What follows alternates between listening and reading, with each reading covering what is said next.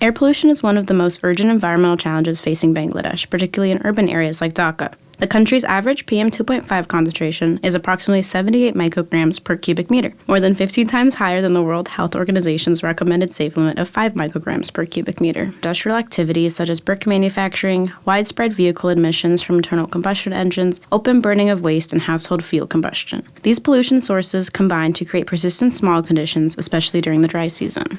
The health implications are severe. Long-term exposure to PM2.5 is linked to respiratory diseases, cardiovascular conditions, stroke, and premature death. Millions of residents are exposed daily, making air pollution not just an environmental issue, but a major public health and economic crisis. Waste management in Dhaka has become a serious environmental and public health crisis. Rapid urbanization and population growth have exceeded the city's waste collection and disposal capacity. As a result, large amounts of garbage remain uncollected and are dumped in the streets, waterways, and informal landfills. Much of this waste is burned in the open, releasing harmful pollutants that worsen air quality. Plastic waste also clogs drainage systems, which contributes to severe flooding during heavy rainfall. Without stronger infrastructure, better recycling systems, and stricter enforcement, this crisis will continue to harm the health, environment, and overall quality of life for millions of residents. We believe the best policy to improve the air quality in Dhaka would be to prevent the burning of trash. This could be achieved through a number of methods, such as improved waste management, strictly enforce legal restrictions on burning, and the banning of import of international waste. However, we believe the change that could potentially be the most effective and easiest to implement would be putting a heavy tax on the production of and the sale of single-use plastics. Since trash burning causes 1.3 million tons of CO2 equivalent pollution, which represents approximately 17% of in-border methane and carbon emissions, it is paramount that we prevent further burning by implementing regulation and improved waste management solutions. The average person in urban Bangladesh produces roughly 170 kilograms of trash annually, and approximately 45% of that trash ends up in unmanaged dumps where it is eventually burned. 96% of plastic waste in Bangladesh is single-use packaging, and only 15% of total waste is currently recycled. Despite a 2021 ban on plastic waste imports, Bangladesh still handles roughly 1.2 million tons of scrap and industrial waste annually from foreign sources. If the amount of waste produced was reduced, the materials in consumer products were more recyclable, and the importation of waste was more strictly prevented, then landfills and waste management systems would not be so overwhelmed. Examples include plastic drinking bottles, plastic grocery bags, and plastic packaging for food and other products, all of which are used once, thrown away, and end up in a landfill, then burned to produce extremely toxic chemicals like dioxins and furans into the atmosphere. A few other countries have attempted to reduce the amount of single-use plastics used in their country to varying effects. In 2016, Kenya implemented a strict ban on single-use plastic bags with huge fines or jail time. However, they are struggling to enforce their bans due to smugglers illegally importing plastics from neighboring countries. This highlights an outright ban might not be entirely effective if there isn't quality alternatives to satisfy a need. It also highlights the necessity for restrictions to apply to a wider range of pollution sources. Other nations provide a roadmap for how Bangladesh might bridge these gaps. Rwanda, often cited as a global gold standard, banned plastic bags in 2008 and all single-use plastics in 2019. By enforcing fines and potential jail time for manufacturers, they transformed their capital, Kigali, into one of the cleanest cities in Africa.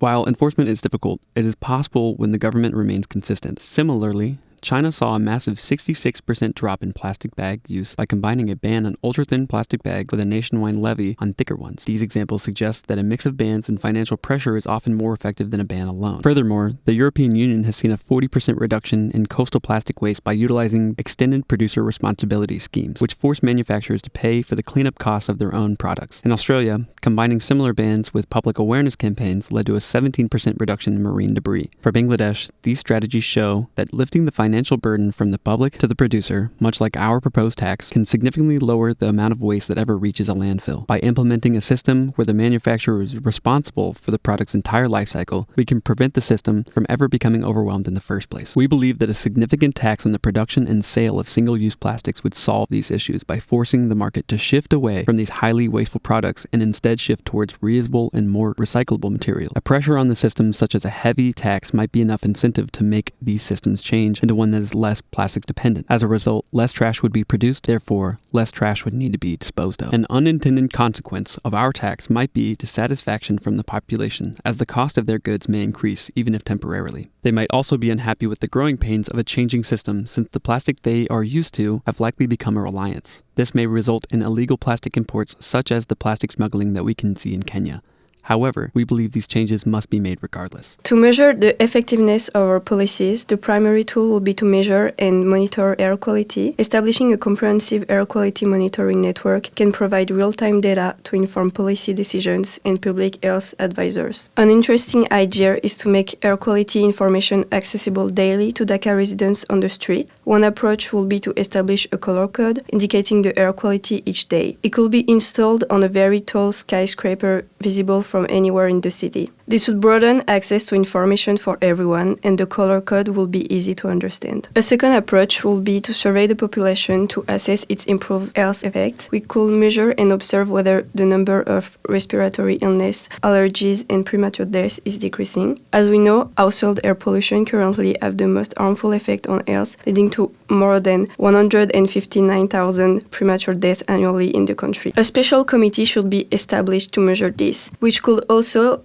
assess changes in the environment. Finally, a simpler but clearer way to observe change is through visibility. This can be done with photographs taken over a given period to see if a change in visibility occurs. We believe the money to fund this project should come from different sources. Bangladesh is a founding member of the Climate and Clean Air Coalition and has been reducing short-lived climate pollutants since 2012. To make real progress, a comprehensive national air quality strategy should be developed, with clear targets, timelines, and accountability mechanism. Collaboration with international organizations and neighboring countries can also help in adopting best practices and securing financial and technical support. We think Bangladesh should focus on securing financial support from international organizations such as the World Bank and the CCAC. The government also needs to invest in policies and infrastructure, which will yield a return on investment as healthcare costs will decrease and the country's productivity will increase due to the reduced illness. However, if the government cannot bear the cost, it can rely on these organizations. It's also important to create a coalition among neighboring countries because air pollution knows no national borders, meaning that solutions from a single country are